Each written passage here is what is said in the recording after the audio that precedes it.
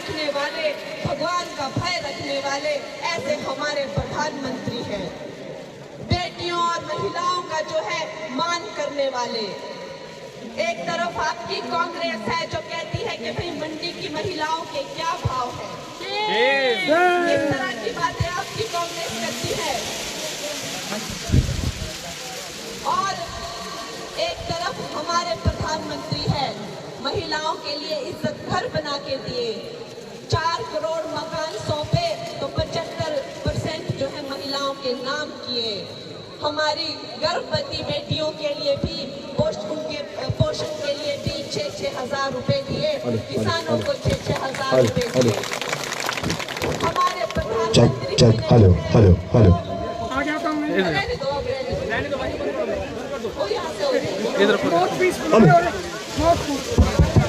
Mic ले लो।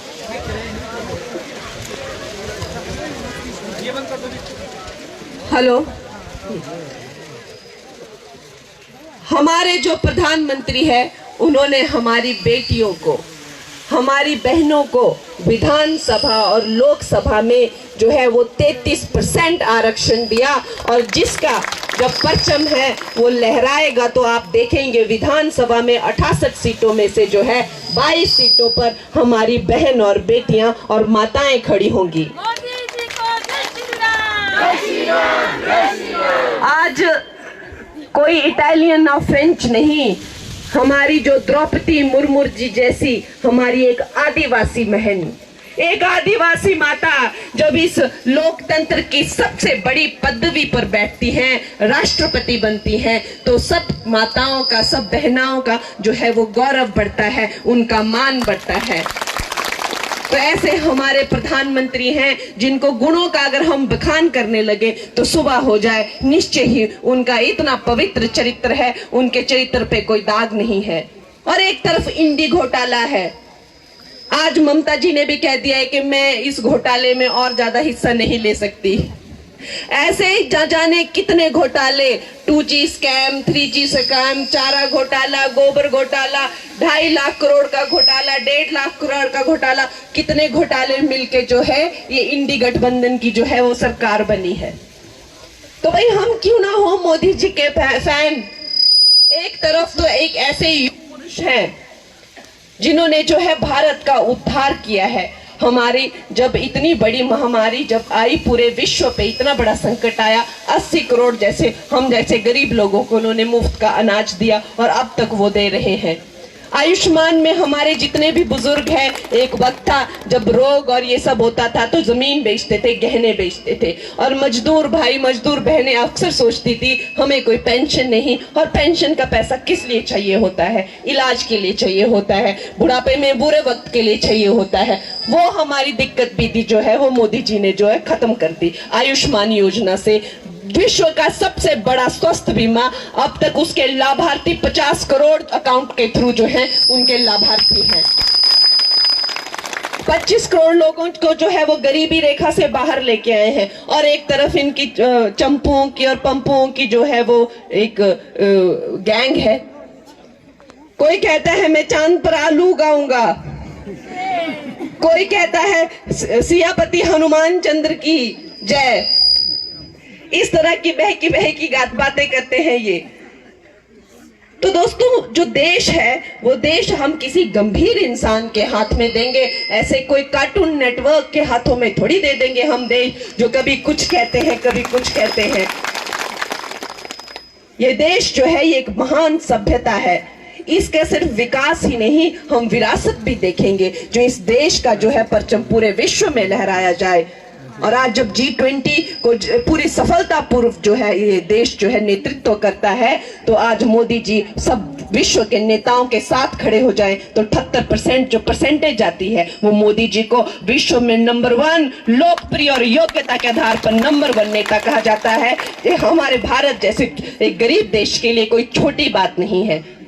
Fan ना बने और अपने नेताओं के एक तो चरित्र का कोई तो बखान आप कर सके। आप खुद प्रेस कॉन्फ्रेंस बुला के कहते हैं कि प्रियंका गांधी और ये राहुल गांधी एकदम बेकार है, या आप खुद प्रेस कॉन्फ्रेंस बुला के कहते हैं। आपकी माता जी जो है, प्रतिभा जी जो है, वो कहती हैं कि हमारी जो कांग्रेस है इसने लोगों का कोई काम नहीं किया, कार्यकर्ताओं का कोई काम नहीं किया। किस मुंह से हम वोट लेने जाएंगे, अब हम नहीं खड़े होंगे, हम इलेक्शन नहीं लड़ेंगे। ये आप कहते हैं, ये हम नहीं कहते, क्योंकि आपके नेता जो है वो तारीफ के लायक है ही नहीं। और हमारे नेताजी को देख लीजिए, वो इतनी तारीफ के लायक है कि हम सीना ठोक के सब जगह जाके बोलते हैं कि ऐसा लगता है कि हम आभार सभा में आ रहे हैं, ये चुनावी सभा नहीं है। हर जगह जो है 400 पार के नारों से जो है वो हर सभा गूंज जाती है। इस तरह का माहौल इससे पहले लोकतंत्र में कभी देखा नहीं गया है कि चुनाव हुए नहीं है अभी और वोट गिनना बाकी है, लेकिन सबको पता है कि आएगा तो मोदी ही। आपकी बात दोस्तों, ये जो हमारे हिमाचल प्रदेश है, ये इसका बड़ा सौभाग्य है कि आपकी बेटी, आपकी बहन, आपकी कंगना को जो है ये मौका मिला है। और अवश्य ही हमारा बहुत ही कल्याण होगा, क्योंकि मुझे लगता है कि हम हिमाचली लोग, हम पहाड़ी लोग बड़े ही भोले होते हैं, बड़े ही सीधे होते हैं। हमने जहां मन बना लिया, जहां हमने दृढ़ निश्चय कर लिया, फिर हम पीछे नहीं हटते हैं। और अवश्य ही यही रीजन है कि मोदी जी जो है वो कहते हैं कि हिमाचल मेरा दूसरा घर है। गुजरात के बाद अगर मेरा कोई घर है तो वो हिमाचल प्रदेश है। और ये जो पूरा इलाका है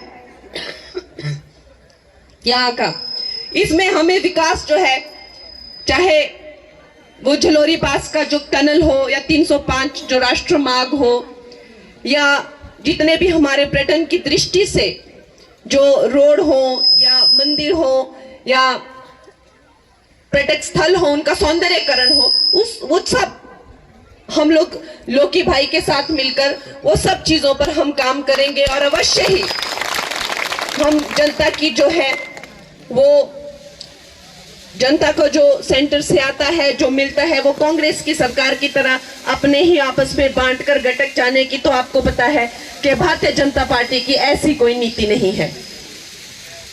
ये लोग कहते हैं कि कुछ नहीं मिला, कुछ नहीं मिला। जयराम जी कहते हैं 1800 करोड़ का रिलीफ फंड मिला था, लेकिन आपको जानकर बहुत दुख होगा कि एक भी पैसा जो है वो किसी जनसाधारण तक नहीं आप थोड़ा बैठ जाइए, हाँ थोड़ा सा बैठ जाइए। और आप लोग भी इस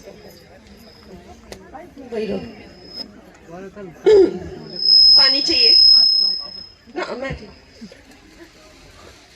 आज आपको ये जानकर बहुत दुख होगा कि एक भी लाभार्थी को पैसा नहीं मिला है। कहां गया 1800 करोड़? आज भी मलबा पड़ा हुआ, मलबा उठा नहीं है वहां से। और ये बेशर्म लोग हैं और फिर से फार्म लेके निकल पड़े हैं। फार्म भरेंगे, जैसे कि हमारी बहनों का और माताओं का कोई मान और सम्मान नहीं है। बार बार झूठ बोल के उन्हें मूर्ख बनाते हैं, इन्हें शर्म नहीं आती है भोली भाली मासूम माताओं के साथ और बहनों के साथ ऐसा खिलवाड़ करते हुए। लेकिन इन्हें शर्म थी ही कब? मैंने कहा आपको, चाहे ये सेना बल हो, चाहे महिलाएं हो, चाहे हमारे आराध्य श्री राम हो, ये सबका मजाक उड़ाते हैं। श्री राम जी के बारे में तो उन्होंने ये तक कहा कि वो एक काल्पनिक किरदार थे। अरे हनुमान चालीसा से लेकर अगर आप देखें तो बच्चा जब इस भारत देश में पैदा होता है, उसे पता होता है कि श्री राम अयोध्या में पैदा हुए हैं, श्री कृष्ण जो मथुरा में पैदा हुए हैं। और ये कांग्रेस वाले हैं, कहते हमें नहीं पता, सबूत दिखाओ। इस तरह के ये दुष्ट लोग हैं। दोस्तों, ये जो भ्रष्ट सरकार है, इस भ्रष्ट सरकार का जो है यहाँ पे हमें बिल्कुल अंत करना है। और आप लोगों की ही विश्वास और निष्ठा और आप लोगों के ही प्यार ने मुझे यहाँ आपके पास बुलाया है। और अब आप ही लोगों के प्यार को जो है अब आप लोगों को ही मुझे आगे लेके आना है। आप लोगों ने ही मुझे जताना भी है और आप लोगों ने ही मुझे अब बनाना भी है और दिल्ली तक पहुंचाना है।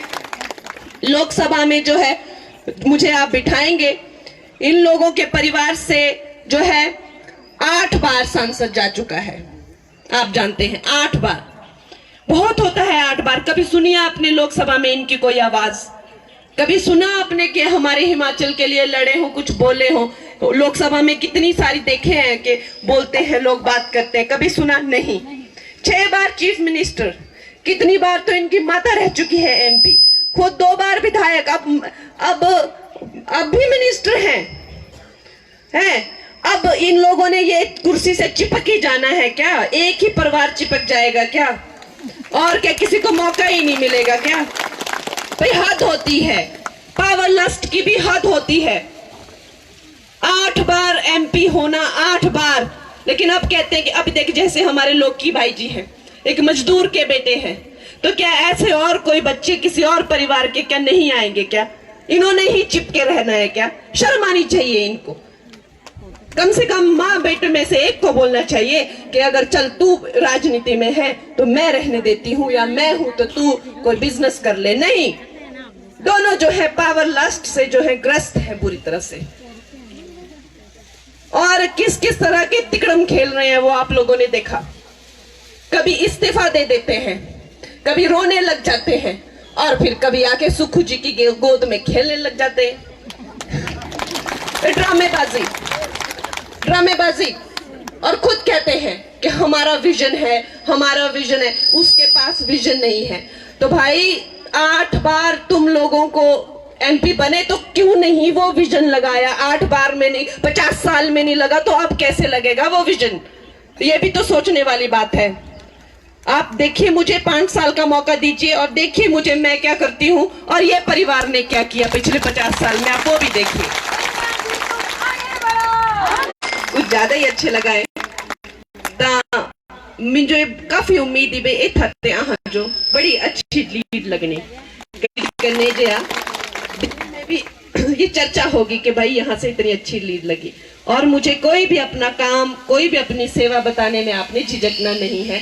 मेरे से आपने सारा काम लेना है और मुझे बड़ी प्रसन्नता होगी कि आप लोगों ने मुझे इस लायक समझा। और मेरे साथ 1-2 नारे करेंगे। भारत माता की, भारत माता की।